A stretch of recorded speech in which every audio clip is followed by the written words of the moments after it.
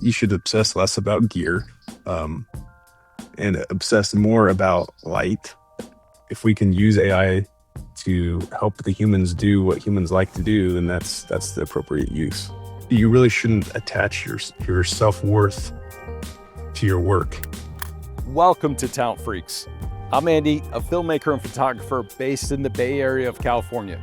Today's guest is Mark Richardson, a talented cinematographer, director of photography, editor, and photographer who's captured stunning visuals across multiple projects. He's also the creator of Vindexr, an innovative AI-powered tool that lets video editors search every clip instantly using natural language, slashing editing time dramatically. And if you're new here, don't forget to like, subscribe, and hit that bell. It helps this creative community grow and means I get to keep bringing you more stories from the front lines of innovation. Now, before we get in there, I also want to let you know that we will be doing a product demo with Mark about Vindexr. It is pretty awesome. All right, let's meet Mark. Welcome, Mark. I appreciate your time. And, also, we have a familiar friend in common with Luke Hale. Yeah. And so you came across my path when I did the podcast with Luke. And when you reached out, or we just connected on LinkedIn, I started following you. Then you put out a software, Vindexr, Vindexer. Vindexer, yeah, either way. And I was really impressed, and you let me take a beta view for about a week, and it was really impressive. You know, I just put in a few things for my podcast to kind of go through some stuff, and I was like, this is awesome. And of course, I dove into your software and saw all the benefits for it. And what I can't really use it for right now where I'm at in freelance. I just don't have enough, video footage to do that. But I know the last place I worked at, like corporate, it is perfect for something like that, especially when you work with a lot of teams. You're working on multiple projects and you're always looking for that B-roll from a project you did, like, even 3 or 4 years ago that you're like, I remember that shot. It'd be perfect right here.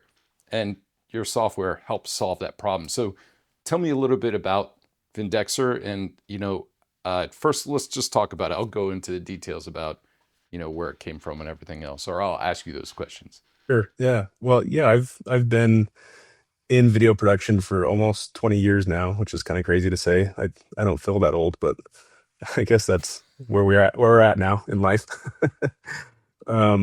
But yeah, with that experience, I've been, in and out of corporate production and, client side and agency work, back and forth.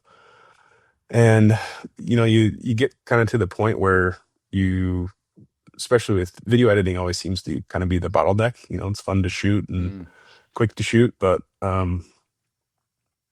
editing is we always tell people it takes, every minute of video, it's 4 minutes of editing time. And it's just kind of the time consuming part of it. And I don't know what your experience is like, but for me, you kind of see recurring themes or recurring projects. Like I feel like I've edited the same video again and again. They kind of follow patterns, and you try to bring your creativity to it, of course. But anyway, with that, there's definitely some friction that I was feeling with the editing process. Namely, there's kind of two main sticking points. One is just the process of finding, like you were talking about, locating the actual clips that you need. And that's kind of twofold. It's finding it. If it's from your archive, it can be difficult to find like which drive it's on or which folder it is in or which year it was taken, all that kind of thing. But then just the nature of a video, right? You have a file, and typically they're camera files that are named, like your camera prefix or whatever, and then a string of numbers, and that's not descriptive. So depending on Wait a minute, you don't go in and individually label every video clip that you shoot? I really should, right? But I don't know. I don't know if you're good at doing that, but No, I'm horrible at doing that. I'm pretty good at like putting it in a client folder, with maybe Yeah. a shoot date or a project description, but even that, it's a process of digging through those files to try to find what you're looking Yeah. for, and then the file itself. So maybe you know where to look, but video is a linear recording, and if it's an hour long or longer recording, or even shorter stuff, finding inside that clip what you need can be a manual, time consuming process, right? Yeah. It's just difficult. So that's the first kind of friction point. The second is the it's kind of goes hand in hand, but you might be able to find the clip that you need or a batch of clips that you need, but it's still a manual process to collect from that clip what you need, right? Again, it's a process of moving it onto the timeline and scrubbing that clip and listening again and again to find the piece, and then cutting it out manually. You got to use your blade tool and cut it out and move it to where you want it, and kind of keep that in your memory, in your short-term RAM to use it in a meaningful way, right? And so that's kind of what I was aiming to fix or solve with Vindexer. And I don't know if it makes sense to kind of jump into a screen share now and show you how that works. Yeah, there's a few things I want you to kind of like touch base on. What are the main features that it does that helps you through this whole process? Yeah, so um, you've probably heard of digital asset managers, or DAMs. Hmm. It's the approach is similar to that. You would import, footage. You could import as much or as little as you want at a time, and then upon import, it will take a look at that media. It'll analyze it and auto-transcribe any audio that's on the media, and then also run it through some machine learning models to analyze what's actually in the frames. So if there's a person or a dog or an object or trees or whatever it is, those things get tagged, so that that metadata is there and searchable. So it's auto logging for your footage. That's amazing. Yeah. That's awesome. Yeah, let's jump in there and Okay. and let's get our nitty gritty. Yeah. So this is the main interface. It's pretty simple. We have a local archive here on the left sidebar, and you can create your own file structure here. You might organize it by clients, client folders, or however you'd like. And then with this import button, you can import media into these folders. I've got just some test material in here that you can see. But again, once you've imported a clip, here's maybe this will be a good demo. So inside here, I've imported a bunch of interviews. This is from my day job. And it's a bunch of engineers talking about the lean manufacturing principles that they use to have efficient workplaces at my place of employment. And so, not the most exciting stuff, but the idea is to cut this material down into a short, 3-minute internal video for sharing with the rest of the organization. And so you can see we've imported these interviews. Some of them are stand-up, some of them are sit-down interviews. They vary in length. And if we click on one of these, we can see in the right sidebar the Ooh, transcript that was auto-generated. If we play back that clip, I don't think the audio will pipe through, but you can. that's okay. Yeah, I But could see it. yeah, as he's talking there, we have a sync to the transcript, so we can easily see, what part of the transcript. And then, excuse me, this transcript is clickable. Again, linked to the video player. Searchable, so you can search, Can words you throughout. also export the transcript Yeah, I've got separately as a right. Yeah, text file. There's a little button here that will do that. You can export just as nice? a text file. So, it's a common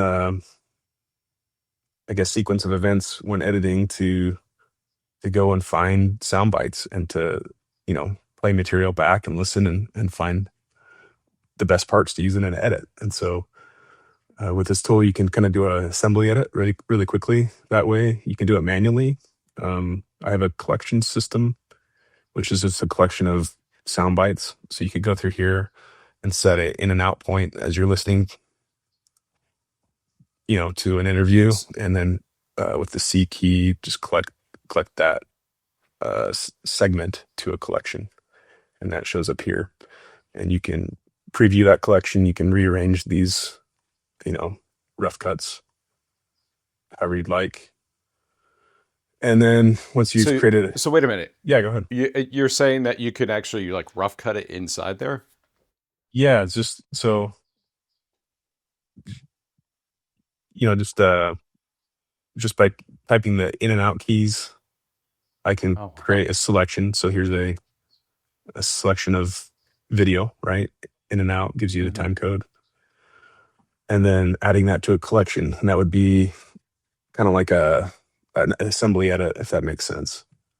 So Yeah, here's yeah. a list of those. It's not necessarily a polished edit. It's just an assembly cut or a collection of parts that I collected.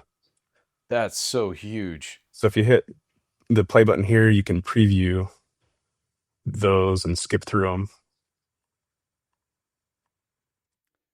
So I saw something you wrote on LinkedIn. You said I took, 6 interviews, and what normally would take me 4 days to put together a 5-minute piece, it's now taking me 4 hours.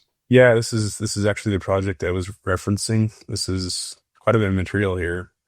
Some of these interviews are pretty long, and I I don't know. I might have been exaggerating a little bit, but yeah, it's. I mean, Sure.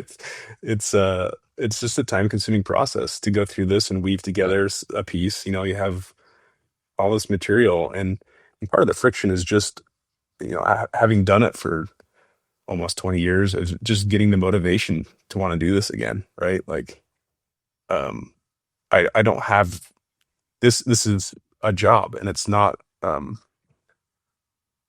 I'm passionate about video production, but I'm not necessarily passionate about these individual projects. I want to do, good work and make a good product for the business that I'm working for. But it's a motivational issue too, to want to go through interviews and manually find the most compelling parts. So I've kind of showed you the first part of this, but the part that I'm most excited about is this other tab here, this Vindexr AI tab. This is using Okay. the Claude API. You're familiar with Claude? It's Absolutely. similar to ChatGPT, but with this, I can now expose Claude to all this material. So there's a scope button here. I'm going to change this to the current folder scope. So it's going to look at all the material that's in this one folder. I don't want it to scope my entire archive because I just want to work on this one project. Okay. But you can see that I can also choose, hey, I want Claude to look at the transcript or the visual tagging or both. For this, because it's interview driven, the transcript scope is going to be fine. And I've got a few presets here, find emotional reactions, select moments Mm. about deadlines, or create a highlight reel. But because it's Claude, you can prompt it to do whatever you want. So an example might be um, find all the best sound bites and arrange them in good story structure. Let's just try that. So this is not uploading the video content again to Claude, Right. which would be expensive and time consuming. It's just allowing Claude to see the metadata that Vindexer has gathered about all these clips, the transcript, and all the AI tagging that Vindexer has done locally. So So also is way Vindexer also visually, in the video clip? So it scans the entire video clip and it gets all these tags based on the visuals that it sees. yes, that's correct. So that's happening before S- Claude has access, if that makes sense. So it's not Claude Right. doing that scanning, right? So we And have a and it even catches kind of like, I'm sorry to interrupt, no, but you're good. there are a lot of questions. Yeah. Um, but it does it also like catch fine details too. For instance, like you right here in this office room, like you're in a looks like a laboratory, or even I can't really see because it's really small on my screen. Yeah. But does it catch like little details like lights, chairs, blinking lights, those kind of things? That's a good question. I think the answer would depend on the clip and kind of the context and the resolution. I do have things Sure. like optical character recognition. So like this danger sign, we can test that here in a second. But that Okay. should come up. You could search the word danger and that should come up. We'll try that. Um, so visual search and the transcription search, both useful. Both, you could see how that could be useful when you're trying to find clips. But Because I'm in Silicon Valley, so I worked with a database AI company before. That was my previous employer, and I talked to a couple of places where I interviewed. One was called RoboFlow, where they took AI visually. You have to train it, so you just put boxes around things, and then it automatically just scans a room and picks up all the things. So I see how like that can incorporate in here and catch all the details and give it back, give that feedback. So that so many questions. How did you? And I guess I'll wait until you finish because this is fascinating to me. yeah, Like for I sure. absolutely love this idea. Happy to share. We can follow this path and then continue with some of the other features. But Hmm. um, so we gave it the prompt, find all the best sound bites and arrange them in a good story structure. So Claude has come back. It's found 32 key moments, and it will show us those moments. We can scroll through them.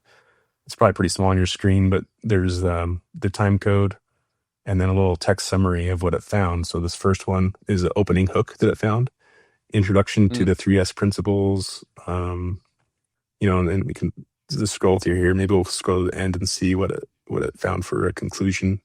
Yeah, so it picked the manager's advice, efficiency gains that compound, starting with simple improvements. So that's a good little wrap up from Rich, who's a manager, and then gives you a summary of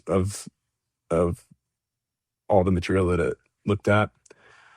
And then I was talking about that pain point or that friction of the collection part of editing, and that's what this solves. So we have all those edit points now, and we can add that with one button to a collection.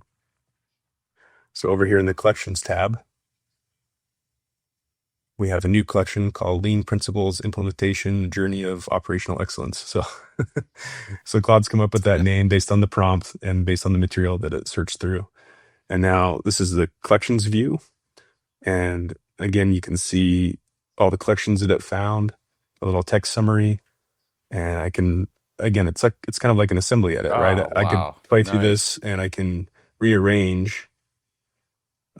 One of the thoughts I had for this is, I work in an organization of, I think there's 6,000 employees, and so our department services the whole lab, and there's often times where I'm working with we call them customers, but just internal other groups internally that I'm producing video for.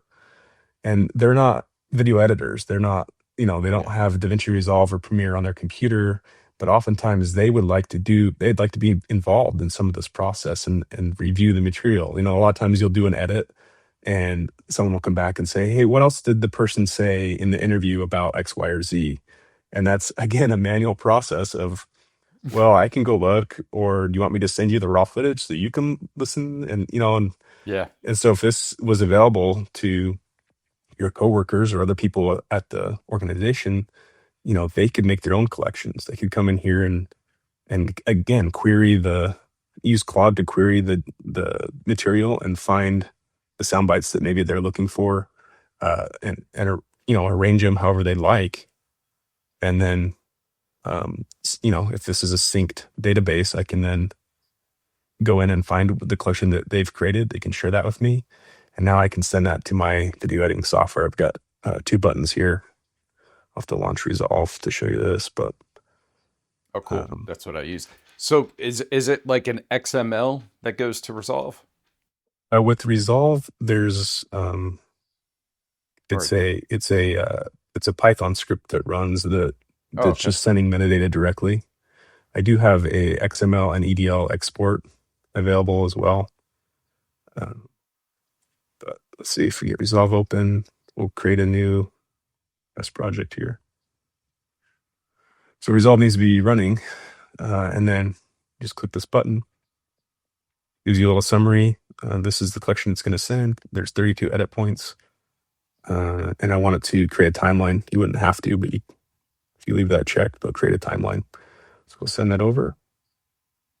Gives you a little success message. And if we look at Resolve, it's created a bin. And the bin is named what the collection was named. And then here's all the media that's referenced in that collection Oh set. man. And then on the timeline, you can zoom out here. Here's my rough assembly edit. So all those edit points already collected, ready for me to now do the fun part of editing, which is, polishing after I've found the material. Oh my gosh. There's when I was working on this project, it's common to, when you're filming an interview, you have the person introduce themselves, name and title, and then that may not make it into the cut, right? You'll use that info to title them or put a lower third on. But again, if you don't know these folks, like I don't know these folks, I can't remember their name from the time when I recorded them. It's a manual process. I got to go back through those clips, find where they introduce themselves, record their name down so that I can make a lower third, right? Well, with Vindexr, I can now, let's just go back to this. Let's change this to the folder scope. I can just query that, find all the places where people introduce themselves. And it will go and find all that in the transcripts. I can create a new collection, bring that back into Resolve, and I have that information at my fingertips, right? So, oh my gosh. So here it is, 7 found. I don't think I had all those interviews introduce themselves. That's why there's only 7, but that's there it is. Casey White introduces himself as research and development technician. Anyway. Did you get him to spell his name? I should have. I don't know if I did, but I have a employee database. I can go double check that, but sure. Yeah. Man, that's so impressive.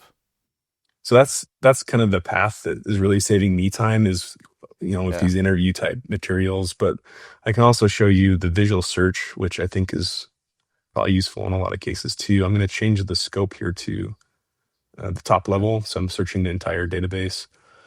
And we'll just try a few queries. I have 2 search modes right now. Text just searches the transcript, and then visual mode is the visual search. So we'll search. Let's try that danger sign, see if that comes up. This is, I didn't catch that. It's always the risk of a live demo. No, it's a sign. It's not like, but it was something really rare that I was kind of mentioning, but I do know like 43 or 45. That's interesting. 40. Let's try. Oh, you put 45 and it was like someone wearing a jersey? Yeah, so he's wearing a jersey. That'll come up. We could try, I know I've got like some outdoor stuff. We could try shots of trees. That will come up. We went boating. We could type boat. I don't know. Feet.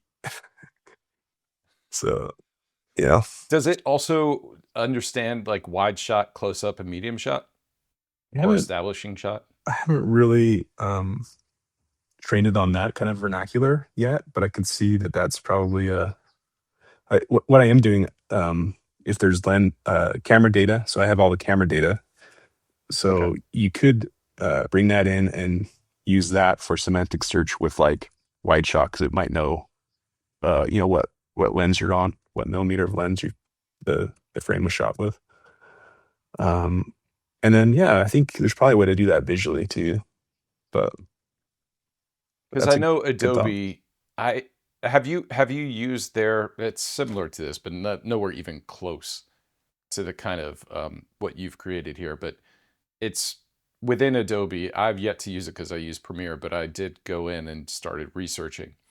They only do it within your project. So whatever you incorporate into the project, then you could search visually, right, and also transcribe everything. But I think they have that in there, and I'm not saying like yours is less than, but I think it's a good tool to have, especially when you're looking for those like fine details. Yours to me is more important for me. Like if I was going to make a purchase, yeah, I would even purchase that and bring it into Adobe Yeah. to work with it rather than just rely on the stuff that they have.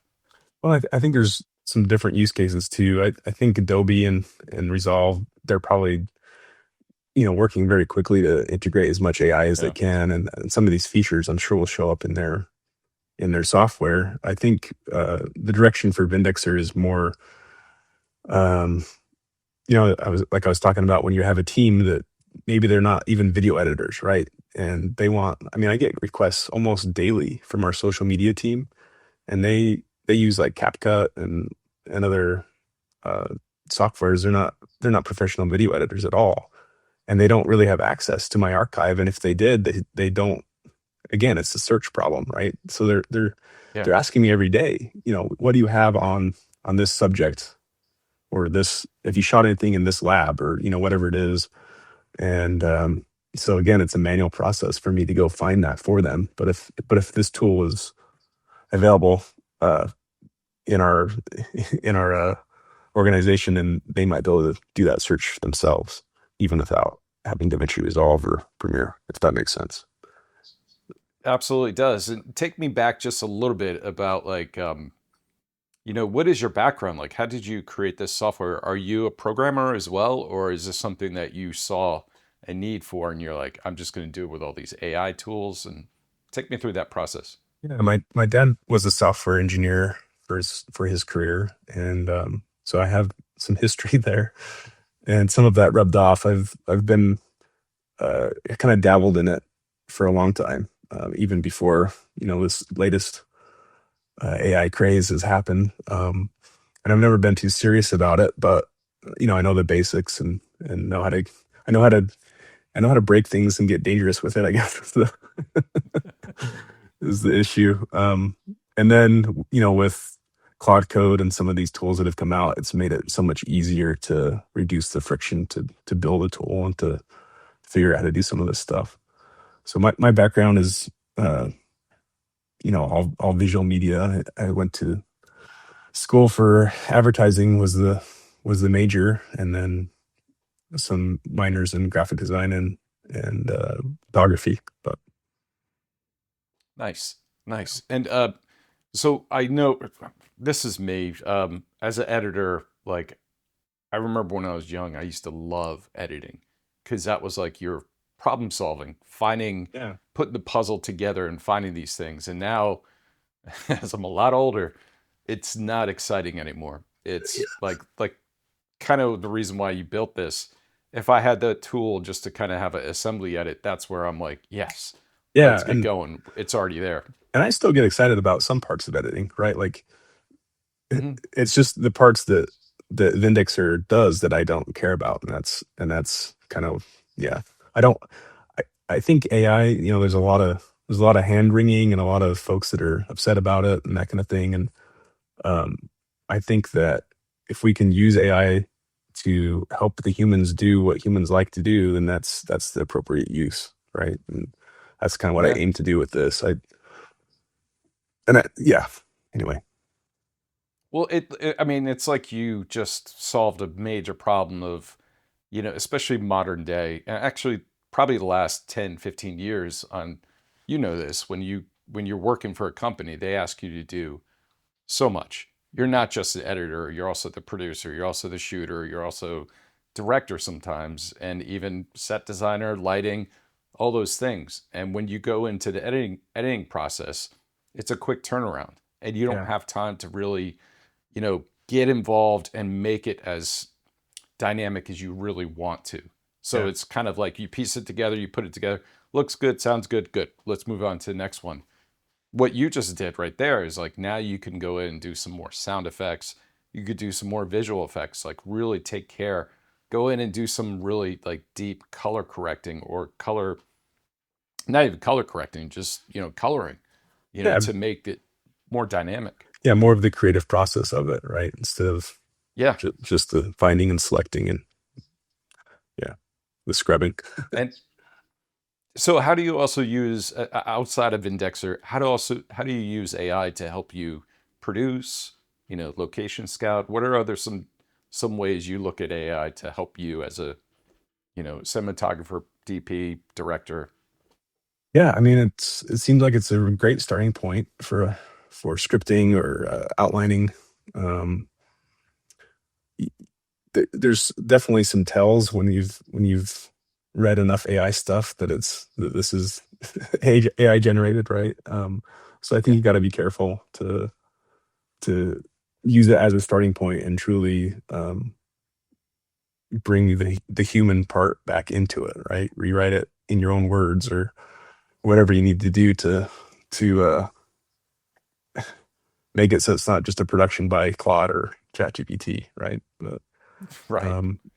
I currently work at the Idaho National Lab, and it's kind of a unique environment because it's a Department of Energy run lab, and I had never worked in government before. I've been in startups or agencies or small businesses up until about 4 years ago when I joined the lab. And there are some unique restrictions, I guess, in place to that environment. One of them being that we have to be careful how we use the AI tools and what material we're Mm. uploading or sharing with the tool, because everything that we uh, produce or release has to be approved through a pretty stringent approval process. And so just recently they've given us access to some of the tools, ChatGPT and Claude, but I think it's kind of a enterprise type level, and it's just kind of interesting the pathway to get there. And so the whole lab is kind of adapting to that and learning how to use it. And anyway, I don't know if that answered your question. I kind of went on a tangent there, but we're still figuring that No, out. man, it's cool. Yeah, Yeah, it's funny when you mentioned that because it kind of triggered me going like, I can't imagine what kind of security that you have to go through. I mean, in corporate, when you're working, with hard drives, like you have to get clearance just to plug in a USB into your, yeah, computer. yep, And to share files is a nightmare. You have to go through all this paperwork. You can't use any kind of like dongles or anything like that because of, phishing. So it's I can't imagine the security process that you guys go through, yeah, especially as a video person where you need to share files, you need to share information. yeah. It's very similar to that. There, maybe times three or four. There's Yeah. physical security as well as the uh, IT security. So yeah, So when I was going through some of your stuff, there was so I use AI to research, and sometimes it's a hit or miss. yeah, But it did bring up something I thought was really cool, and I forget where I saw this, but this was something that you said. If I could tell people one thing about my work, it would be that I'm nothing special. My work is nothing special. Anyone could do this as a profession. Anyone can acquire the skills necessary to make images like I do. It requires work. It requires a true passion. It requires blood, sweat, and tears. People see amazing locations, beautiful images. They don't see thousands of dollars invested in equipment, the thousands of failed attempts, the early mornings and late nights, the physical, mental, and emotional toll a creative field exacts.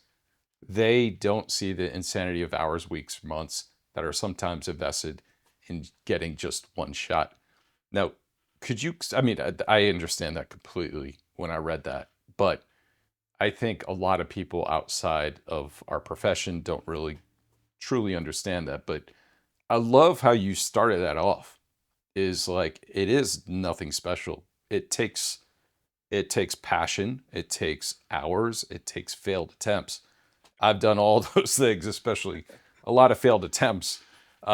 But talk to me about like where's that come from? And I've looked at your demo reel, the work on your website. Beautiful cinematography. I loved, especially the outdoor stuff. The older I get, the more attracted I am to nature, and especially outdoors. And you use a red camera, correct? yeah. Mhm. So it looks absolutely gorgeous. But tell me about your mindset about being, a DP cinematographer. Yeah, I had forgotten I'd written that, but that sounds like me.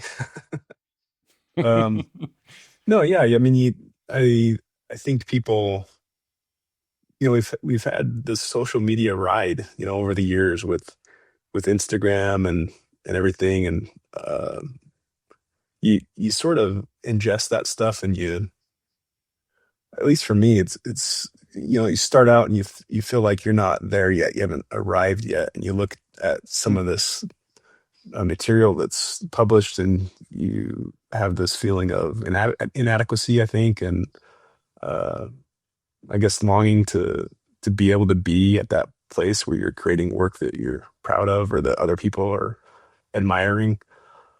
And yeah, I mean, it's not really special in that anyone can do it if you are willing to put in the reps to get to that place. And it's for a long time for me, it was about the gear, right? Like I think we all kind of Mhm.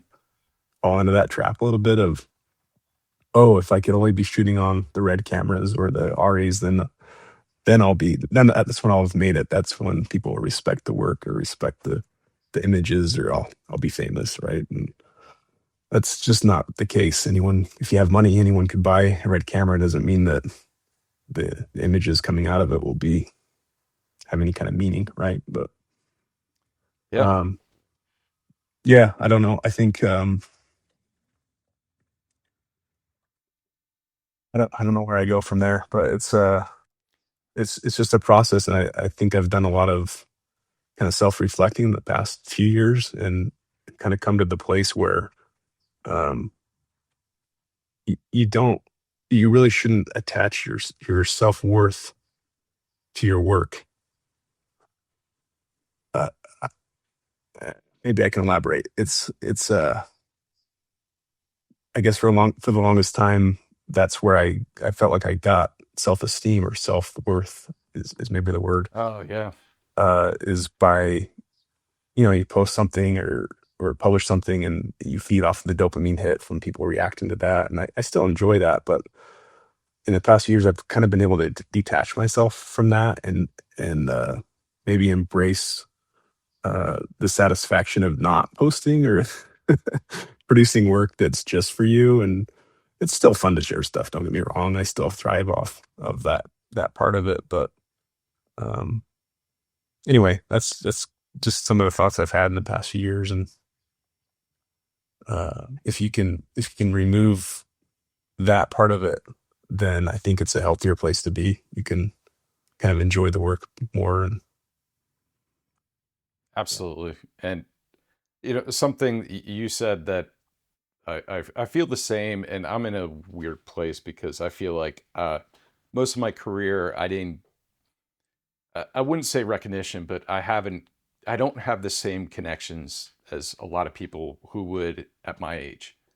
So I feel like I have to share. I have to do more social media just to get my name out there and to get people to. It's not necessarily like, but to get in front of people that I haven't, before.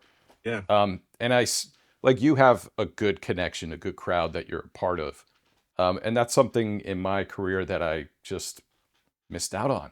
And I don't know how it happened or so. And probably a lot of it had to do with me moving across the country and moving different places. Started in Greensboro, then moved to Charleston. Now I'm in California. yeah, And every place had had a great filmmaking community in Greensboro, wonderful artistic community in Charleston. And then out here, it's all corporate in Silicon Valley, and it's nothing. There's no, the creatives here are all professionals, and we don't get together to share ideas, to do projects, personal projects. Everything is more about like, oh, what are you working on? How much? Because it's hard to live in this area. yeah. That does So sound difficult. I'm at that place right now where like if I go shoot something, I put it up there just to try to connect with other professionals in my area. And I do this podcast too to connect with people like you, like Luke, Yeah, and others that we could just like I enjoy sharing ideas, but I also love learning. And that's something that I missed, especially being in a corporate environment where I'm the only video guy. yeah. I It can be love working with designers. but cold it's and not the lonely same as sometimes. working with a team. Oh yeah, and I'm sure like you working, and it's nothing wrong with the places that we work at. It's just where it is. There's Yeah. just not that community. So but But one of the things I like to go ahead. I was Go just ahead. gonna say I've enjoyed your two latest posts on YouTube, the Sierras. I was just watching that before. What beautiful work. That was awesome to see that. Thank you. Is it Well, looked like it was anamorphic. Were you on? yeah, a friend of mine had he had Lazar Remus Yeah. lenses that he lent me, and to match everything, I just cropped in for the DJI Pocket 3, which held up pretty well. Yeah. I have a hard Surprising. time coloring with that, but I think that camera is just absolutely amazing for what it does. Yeah. We use that too. It's a great little camera. So you do a lot of drone work, and that was something that when I dove into your Instagram, like the drone work that you do is pretty unique and beautiful. Like you did, I never saw this before, but the one where it's kind of going in a clock, going from one scene to the other, like day and night or back and Yeah. forth, time Um, lapse.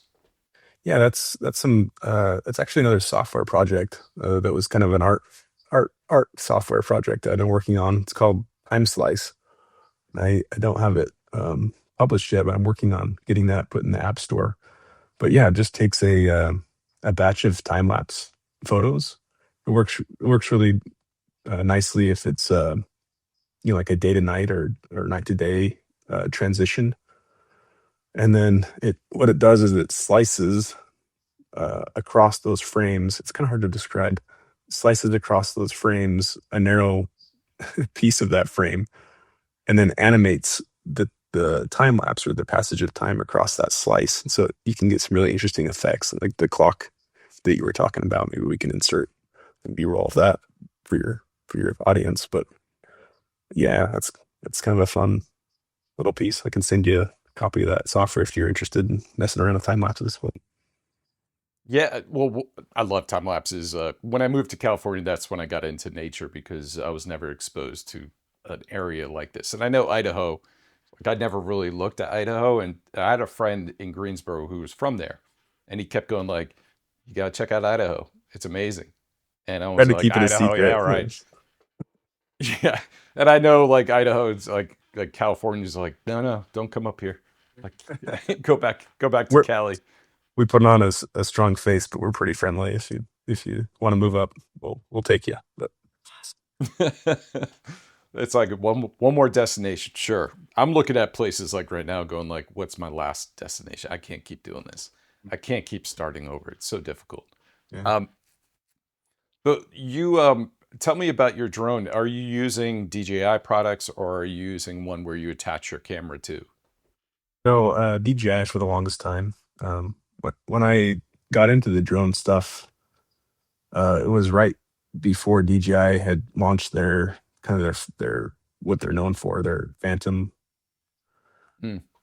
drone, which made it really easy to put a GoPro on the bottom of it. And but right before that, I was getting into it, and I tried to scratch build a drone that would carry a DSLR, and that was a very difficult process. I have some experience in just hobby RC, but that's what guys were doing was building these scratch built multi rotors, and they were using DJI started. They did have some uh, like hobby level GPS and flight controller modules that you could buy.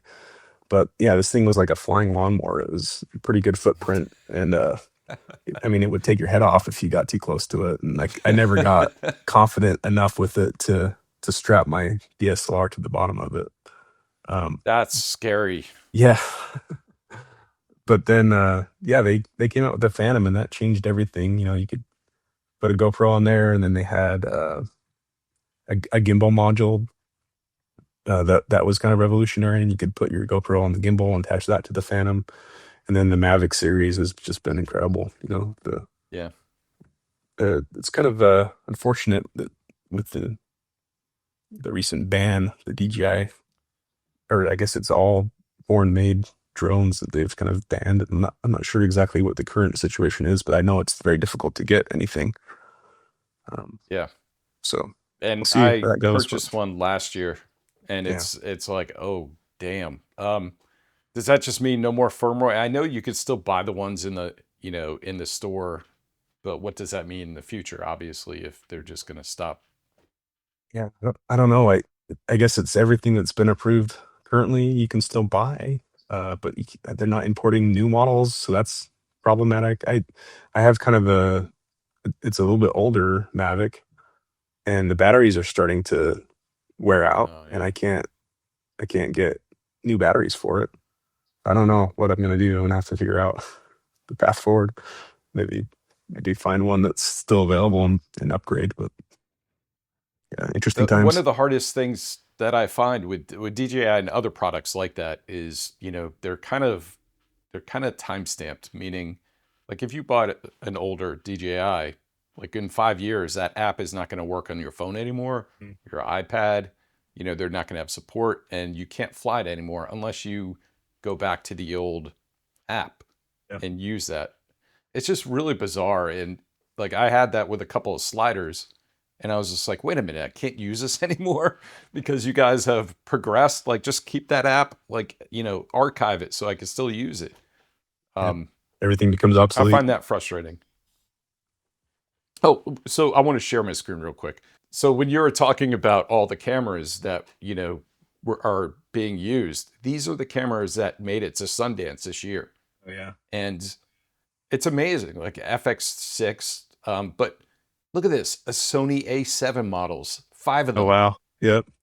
made it to like the Sundance. Um, iPhone. Yep. yeah, iPhone 3. FX9. Yeah. Hmm. And for me, it just kind of confirms that it's more about the story and how to use it rather than the gear and everything else. Of course, when you have gear, it helps to because some of the things that I made mistakes early in my career. I shot a documentary from in college that was on an SVHS. That's all they had.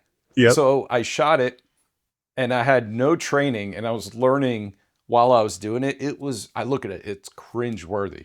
It's just like I had a indoor light right beside a window coming in.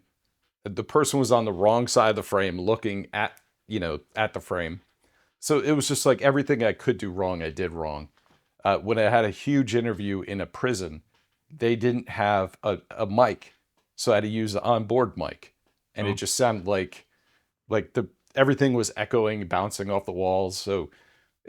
But it pulled together into a really good documentary. But nobody would touch it because they were like, "Oh, we can't use this. This is like," I was like, "Ah." yeah. So So lessons learned. Gear helps, but it's. I guess the point I was trying to make is once you achieve the gear, you're still left with your same problems, right? Like Yeah.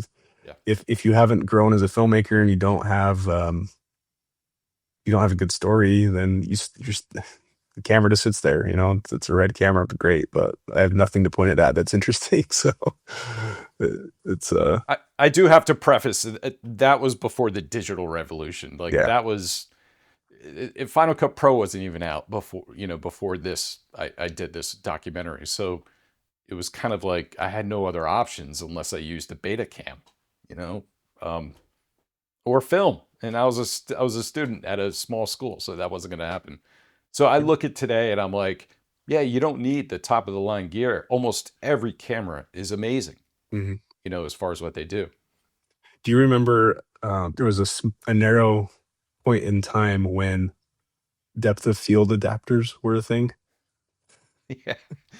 I also, what was that thing where we put it? It was on a Sony camera. We put it on, and it was like this. Yeah, it would spin. It was it would spin to make it look like film, like grain. Yeah, it'd be. Well, I think what they were doing is it was like so you'd mount a photography lens to it, and that image would be basically projected on a like a screen inside that. It's like a disc inside that adapter, and then the old video camera would have to be able to zoom in and record from that screen. And so they'd spin the disc because there was a grain pattern visible, Yeah. and the spinning would help reduce the grain pattern. But yeah, funny.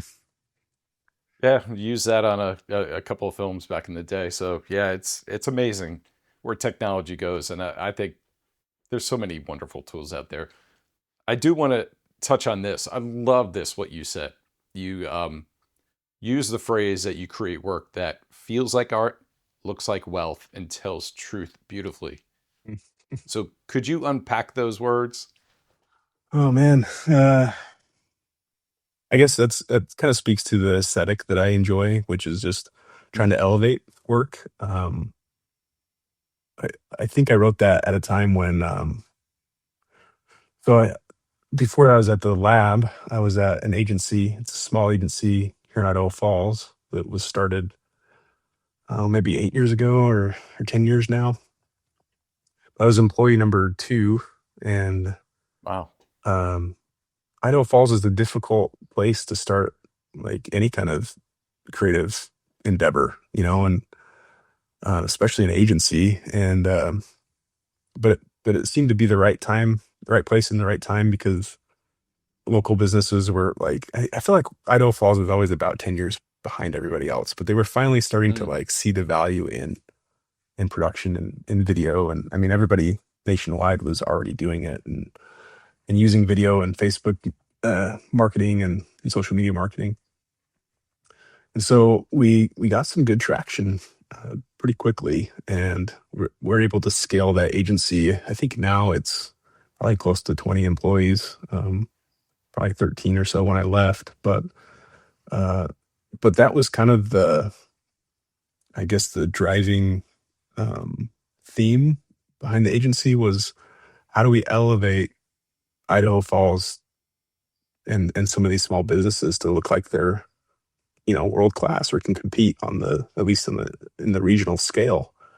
And I think that's kind of where that mantra came from is can we shoot something for the local dentist or the local uh, s- you know sports store that looks like it could be something more than just what typically was coming out of Idaho Falls, if that makes sense. So, looks like wealth, but doesn't necessarily have to cost a fortune to produce it. And the owner of the agency, his name's Tyler, invested in Scarlett early on, mm. and that really helped like elevate what we were doing. And I think again, we go back to talking about gear and how it doesn't matter, but there was definitely a like a psychological effect on the crew. Oh, we're shooting with red, so let's like really take time and try to elevate this work, and that led to getting bigger and better clients and having quite a bit of success with our agency. So hopefully that Well, explains kind of that mantra. But y- yeah, absolutely. And going through your demo reel, like on your website, um, and I know you hand select, the pieces on there, but all of them had just really heart touching storytelling that was attached to it. So, like for instance, that Keller Williams piece, like I had no idea that that was going to be a Keller Williams. Like by oh the end, it was so heartwarming. And even the trucking industry and just all of them had this just a beautiful approach to it and how to tell stories where it was a lot of emotional storytelling and the why of what they do yeah, and it was beautifully shot too, so it helps to have all those come together. So I think what you're mentioning about your area and doing certain things, like, yeah, it puts you up there with almost anyone. So that takes into the next question is like being in Idaho Falls. How did you how did you get noticed as far as like international projects or other projects that took you out of there, freelancing or otherwise? it's a good question. When I think back to some of the work, the client work definitely gets noticed, especially in our local community because people will see those ads because they're being promoted locally to try to Mm. try to drive business for these local businesses, and that would lead to more work locally and sometimes regionally. The projects that really I think helped um, on a larger scale were the more personal projects or self-funded projects. There was, I don't know if you remember this, it was right before the pandemic. There was this kid that he put up a Facebook, what do you call that? An event. And it Mm. was just supposed to be a joke, but he put out that we're going to go raid Area 51 as a, as a Facebook event invite. And the thing I went remember viral. that. Yeah. Yeah. It went viral, and it was, it was in all the news, and the group just kept getting millions and millions of people saying that they were going. And so we're kind of watching this and thinking, I think somebody said, "Oh, we should go down there and film that." It's kind of a passing joke, um, to Tyler's credit, the owner of the agency, he's like, "Actually, yeah, we probably should do that." and it, Nice. and yeah, we took it seriously and put together a plan, and um, rented an RV and went down to Nevada and found the little town of Rachel, Nevada, which is right there, right outside the gates of Area 51, and kind of followed the story of what transpired. And what transpired was not very interesting.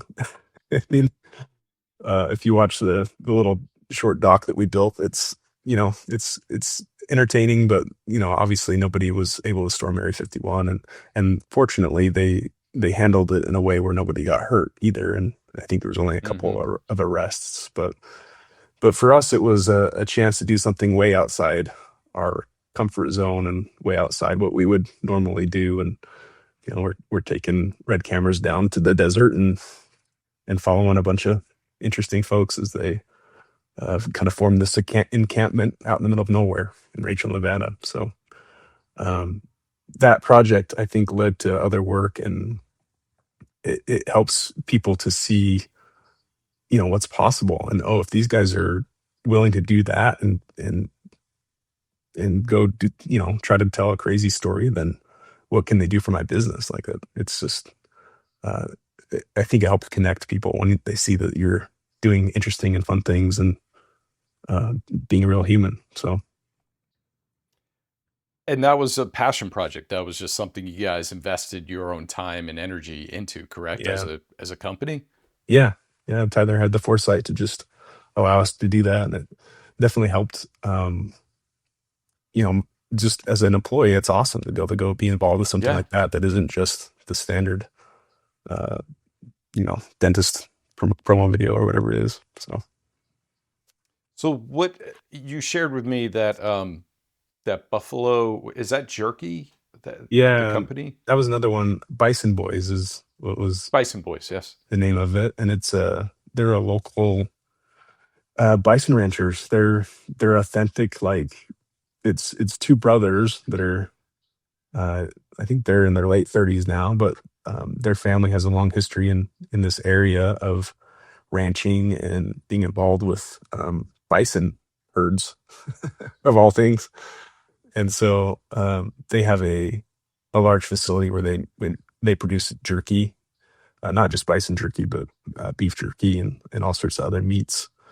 And that was another project that was somewhat of a passion project, convincing them to try to do a kind of a docu series or a mini series that we published on YouTube that followed those two brothers. But a chance to be out there with the in the wild with the wild bison, and yeah, that's pretty intense.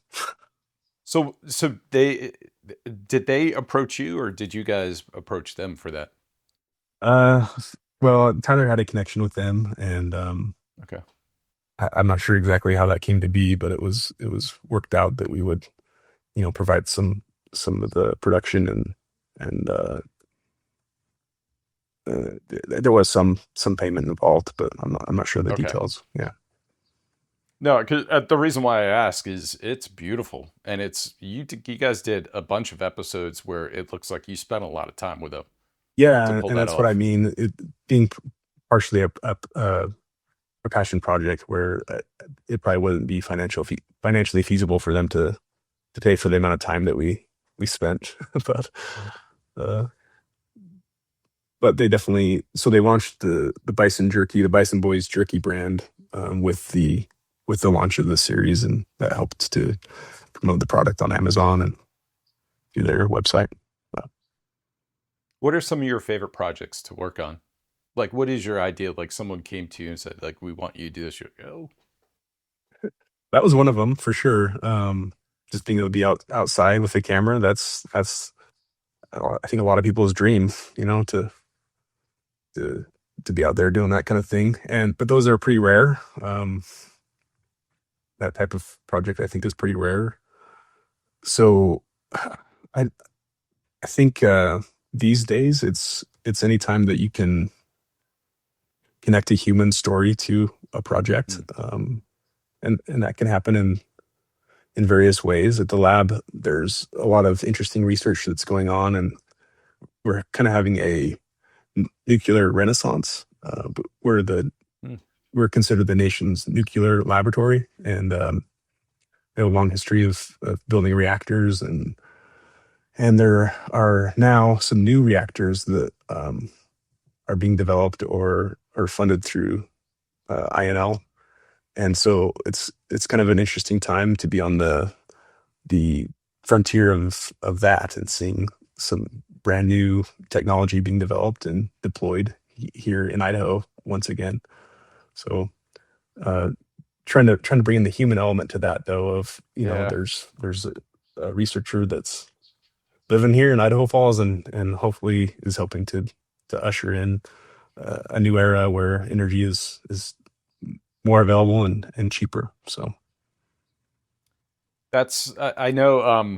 With science, and I mean, even the last job I was at, we wanted to do kind of like human interest stories with developers, coders. yeah, They're not the most open people yeah, as far as getting in front of a camera, and so when you, at least for me, I find it easier because I try to relate to who they are. Um, but with researchers, I know there's a lot of like kind of, I guess what I'm trying to get out of my head. It's funny, I'm process while I'm thinking yeah. about this. It's hard. Um, yeah. So how do you get them to like open up and be more human rather than kind of statistics, or Oh it's man, this or that? I wish I knew the answer to that. That's something I deal with on a daily basis. Yeah, it's just about trying to connect with people first, and the camera can have a very negative impact. You bring out a camera and people. I mean, I experience it. I have a really hard time being on camera. Uh, Even being on this podcast is a stretch for me, but hopefully somebody's getting something out of it. Um, and yeah, researchers are no exception. It can be difficult, but uh, it's the standard stuff when it comes to interviewing somebody, trying to make them feel comfortable, and uh, usually that's through conversation as you're starting the process, and uh, telling jokes or whatever it is. Most of my jokes don't land with researchers. They're way too smart for I mean, for dad any. jokes are like universal though, so it's like Yeah, even if you get one, someone like, oh, it's so corny. yeah, but yeah, that's a challenge. It's definitely a Yeah. challenge, but So if you had to describe your ideal collaboration with a director or editor, what does that relationship look like? yeah. I I have to say I don't think I've had a ton of opportunity to have um like very deep collaborations. Hmm. Just in my career, most of the time it's pretty solo. I mean, at the agency we were definitely working together, Yeah. but not really with. It would be often that you would go out and be the director and the photographer and the editor yourself, and then you'd in the pre-production and post-production stages, you might collaborate and refine those products. And definitely now, I mean, we have just three on our team. One is a full-time photographer, and then two of us that are hybrid. And we typically see a project through all the stages ourselves individually. Um, so that's a little bit hard for me to answer. I mean, I'd love to work with a bigger team with directors and collaborate that way, but I just haven't really had that experience. So Cool. But so I noticed on your website you're a photographer as well as a videographer. What came first, the photography or the videography? yeah, that's chicken before the egg. I have early memories of, uh, Dad always had a film camera around, Mm. a 35 millimeter Nikon. I think I still have it. And so he shot a ton of color slide film. And I don't know if you remember the carousel projectors. Oh, Uh, that was every trip we went on. That we would sit in the room and with a projector with those. Yeah, so I'm yeah. very familiar. Okay. Yeah. So he would do that all the time. He'd load those slides in, and we'd get to view them on the pop up screen that he'd pop up, and so I've always had kind of a interest in that. My grandfather also was pretty big into photography. Um, the disposable cameras, that was a huge thing in our house. You'd always have one of those kicking around and shoot the roll and then take it to Walmart or wherever and have it developed. Usually have to send it away and come back a week to pick it up or whatever. But and then video was pretty early too. Through high school, I had a group of friends that we were always making short films or messing around with the little Sony Handycam or we had a high eight, I think it was a high eight format for a while, Oh and wow. uh, then I graduated high school in 2002, and mini DV was pretty big there. Towards the end of high school, we were filming on that, and I can't remember the edit software, but you'd have to capture real time, um, play the tape and record with a Were you capture using card. Final Cut Pro? I'm trying to remember now. It would have been on a PC, so I don't think Oh, it was okay. Final Cut. Well, we had Final Cut at Vegas. school. It might have been Vegas we had at home. And then we did get, I think there was an early version of Premiere that came out right along Yeah. sometime in there too, but it's hard to remember the tools. Yeah, so, and been interested in video ever since then, and dabbled in it since then. We came through the DSLR revolution with the 5D Mark II, and before that, I think I mentioned trying to do the depth of field adapters and all that kind of stuff to try to make it more cinematic, shallower depth Yeah. of field, and then yeah, here we are now. So shooting It's stuff on amazing. iPhone that's way better, but It's crazy. The one of the thing that I've seen is a lot of photographers have an easier transition to becoming videographers than the opposite, because I'm the opposite. I'm a videographer looking for story, looking for um, you know, scenes, how to explain. And now that I picked up a camera, started looking through the lens as a photographer, I find it's easier now to tell the story about little things here and there. But I see things kind of like bigger picture, let the scene tell you what's happening. But I know in order to become better filmmakers, you need those little minute details that tell the scene that you might not see in the big picture. yeah, that makes sense. I I really love photography too. It's I I went through this period where I think it was from the agency. Agencies are just difficult if you're in that grind. It can be a real grind, and you kind of, if you're doing it for work, you start to get into the habit of not doing it personally or for yourself. Oh, I see. I Yeah. burned. I think I burned out pretty hard, and then with being at the lab, it's a much different pace, and I've had the space to kind of fall back in love with it, and yeah, like like you're saying, finding That's those small nice. moments to capture either with video or photography has been fun. But, So let's go through some like quick lightning round. okay. Some of the fun questions. Like a favorite lens you actually own versus the one you daydream about. My go-to is probably the 70D 200 Canon. Um, yeah, I prefer um, a compressed view or a longer shots than wider. Well, why is it? I think it's just easier to isolate, a detail or a subject. Uh, maybe it's a lazy way to look at it, a cheat, but it's just kind of what I'm drawn to. I like detail. I like to see things big and up close, and yeah, So if you're sitting down for an interview, let's say you need to do a medium shot and you have like a 7200, would you just like go far, far away just and then zoom in to get like some really good yeah, depth of exactly. field, all that stuff? Okay, Yeah, I, cool. I shoot interviews on 7200 all the time. That way, just back up as far as you can and try to compress it. That's really cool. I like that idea. What about a lens that you daydream about? Is there anything out there? Talk about gear. Oh, I yeah, that's a good question. Yeah, I'd like to get into some of the even longer telephoto stuff.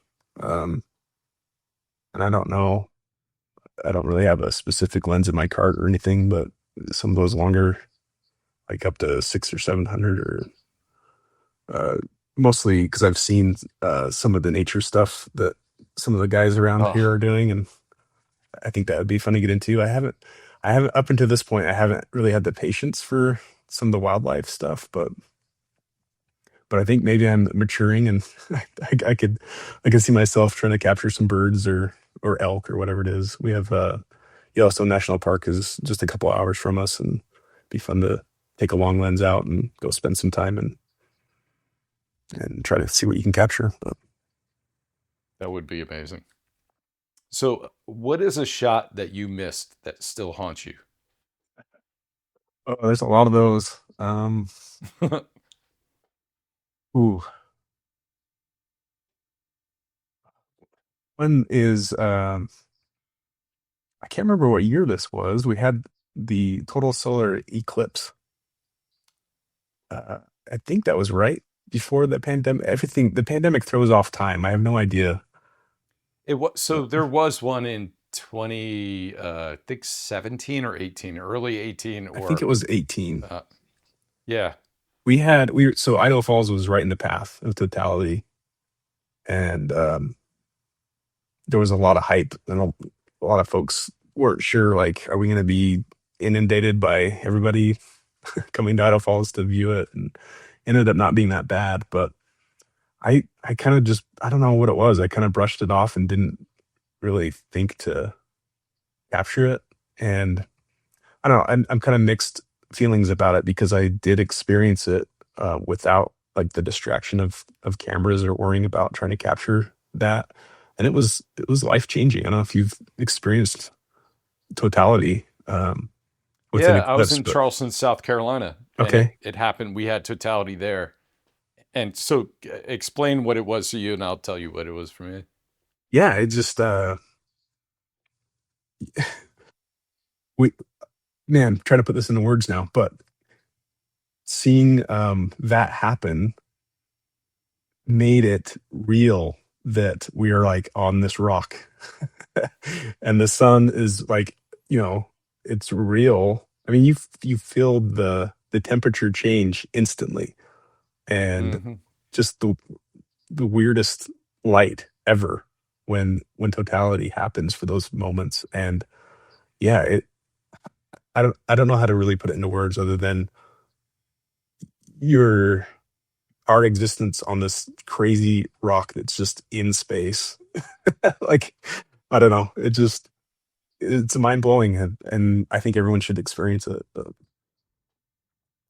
I agree, and the one thing that really caught my attention was when we went to totality, all the night insects started making noise. Yeah. And I was like, what? And then it just stopped as soon as the sunlight came back out. It was just the most, for me, that's what those senses, because I didn't have a camera set up or anything else. And I happened to be in the right spot at the right time. So we had it was like cloudy everywhere, but this one island, as soon as the totality stopped, the clouds came over and covered the sky. And I was like, oh, like it was so close, but it was amazing. It was like you said. And since then, and I wasn't doing it before it, but after that, I started doing a lot more astrophotography. So I got really in touch with what you're describing about just feeling small. When Yeah. you take a picture of the night sky, just one little section, and see how many stars just pop up, and also the Milky Way and all those things, it's just like like we're so fortunate to be on this planet Yeah. and everything that we have.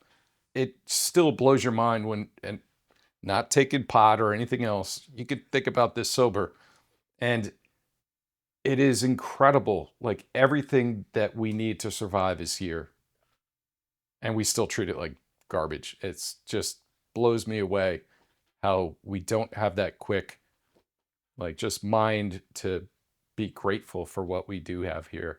And it can end. We have no control of it, like how it ends. Like that's the other thing. Asteroid comes, we can't do anything about that.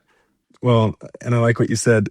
We still treat it like garbage, but we treat each other like garbage too. And Yeah. it's like I I kind of experienced this when I was traveling for a previous job quite a bit and being able to see other cultures, and everybody is just on the same rock, Hmm. trying to survive, trying to make it, trying to have a happy life. Like why it seems so nonsensical that we have conflict and wars and the suffering that happens. But yeah, the eclipse was amazing. Thank you for sharing that. There's just a few more I want to kind of get through, and Sure. we'll wrap it up.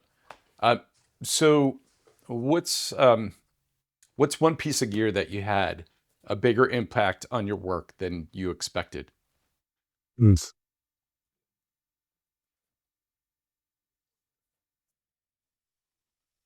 a good one. It's I think the easiest answer there would be the drones. That's I mean Mm, everybody's benefited from that technology, and that's been incredible to get that kind of perspective without a helicopter, without big budgets. You know, that's been game changing. Hmm, that's I'll have to think more on that. That's a good one. no, I think you're right about that. I mean, yeah, we couldn't get those amazing shots, without a helicopter, and now it's just takes it for granted. Like we just Yeah. fly our drones. It's crazy. So, what do you wish younger DPs would obsess about less, and what do you wish they obsessed about more? I think I would say you should obsess. Well, this is obvious, but you should obsess less about gear, um, and obsess more about light. If you Mm, can learn to see light and learn how to shape light and use light to your advantage, that's more important than any piece of gear. So 100% agree. And last is horror stories with equipment. How often do you accidentally hit record and then stop when you wanted to hit record? And how do you overcome that mistake? uh I'm I haven't I mean I'm pretty good now. I think you over time you do make mistakes and you learn from those pretty significantly. Like it only takes once to screw up a recording with like a CEO or something and have to redo Oh, that and the embarrassment of that, and then you learn to prep, adequately so that you don't have those mess ups. I One talking about mistakes with gear, and one that comes to mind was it wasn't a mistake that I made. It was a new hire. We just hired somebody at the agency, really talented guy, and I love him to this day. But we were out on a shoot, and we were setting up a Dana dolly with the red.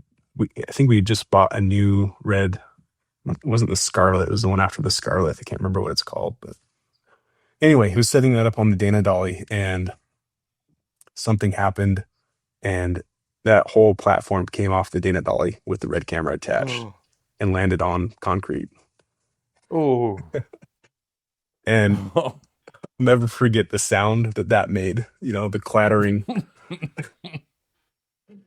And yeah, it was an intense moment. The owner, our boss was right there, and just the looks and exchanges, and it's super awkward because the client's right there too, watching how we're gonna handle this. And um, luckily, like, those things are tanks, and there was no Oh my damage. We gosh, didn't that's amazing. we didn't hit the lens. It happened to hit, I think on a piece of rigging or something. It took the main impact, and that kind of bent, but it was fine, and we were able to continue with the shoot. So, but man, yeah, I'll never forget that. That's So it's funny. I thought about this and I was like, I can't remember. Not like because I'm perfect, but I can't. My memory's terrible.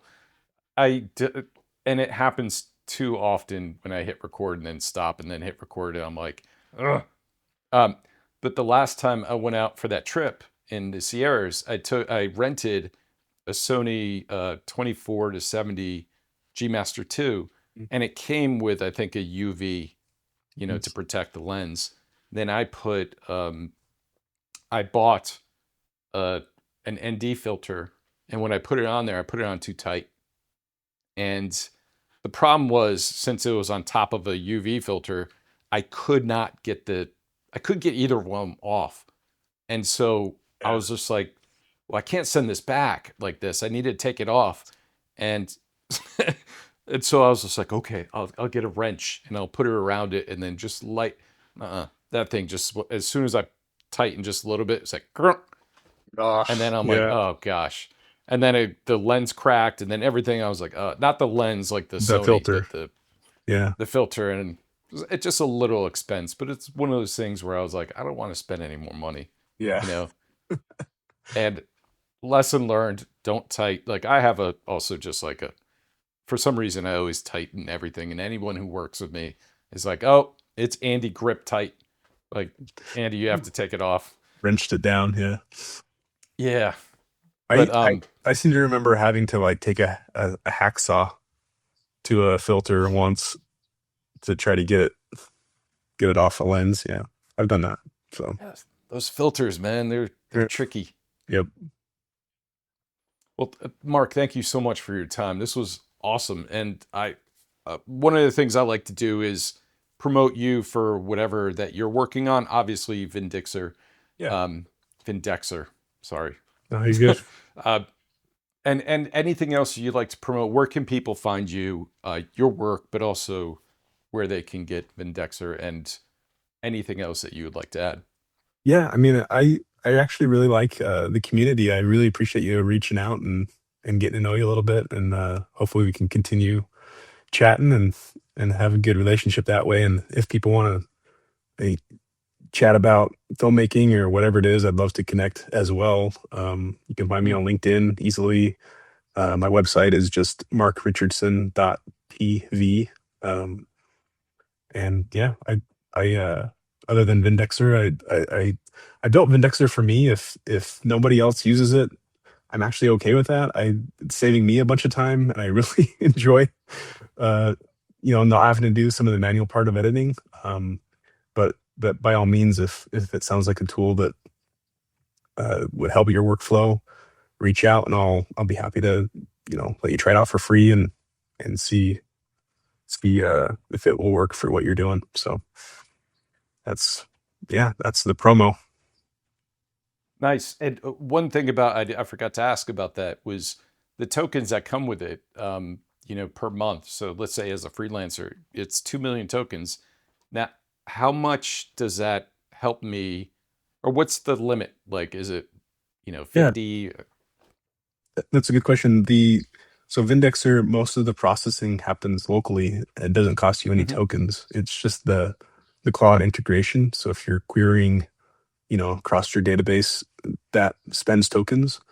If you click into, I think it's the license section, or the AI integration section, there's a settings thing, and you can see the expenditure of tokens over as you use it.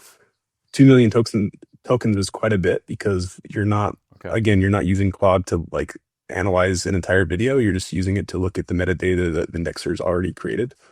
So the usage, I think, is actually pretty substantial. Like I think you'd be able to use it quite a bit for that freelancer tier. Um, and again, I just want people to use it and benefit from it. If you're using it and you run out of usage and need more usage, then just reach out and let me know, and I can make adjustments. So I mean, I think this is something that what if someone came to you, let's say DaVinci, or was just like, yo, we're missing this in our portfolio. We don't have the time to spend on that. We'd like to purchase this from you. Are yeah, you okay with that? I'd have to look at the deal and see, what. Well, sure. But I do really appreciate the the direction that Black Magic Design seems to take with things. I think they're a good company for the community. I like their pricing models with their software, and their hardware is always really solid. And so, yeah, I'd be interested in entertaining whatever that would be. But It's interesting. So I've been using DaVinci for the last 3 years, and recently working with a client and jumped back into Adobe, and I realized like how sloppy their UI is. yeah, Like it's just night and day. And you kind of think about it, like DaVinci, those are filmmakers. They use their products, they make products, and they understand the thinking of a filmmaker yeah, or someone using it. And you look at Adobe and it just feels like software where they're just like hiding features where you don't know where to find them. The structure, like I said, is very ugly. Like yeah, it's just not the same kind of thing. Now, Adobe has some amazing features in there. So it's a powerful platform, but I prefer just DaVinci because it's so much easier to use for me. It's fun for some reason, yeah, and it's behind a little bit because Adobe has a ton of money to spend and do some really unique and cool things.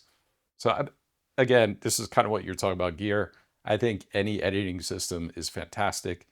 Now that we have all these online places like CapCut and all these other things where you could do amazing edits, and AI is getting involved in the game too, I tend to like having my hands on things, editing like for the final piece. yeah.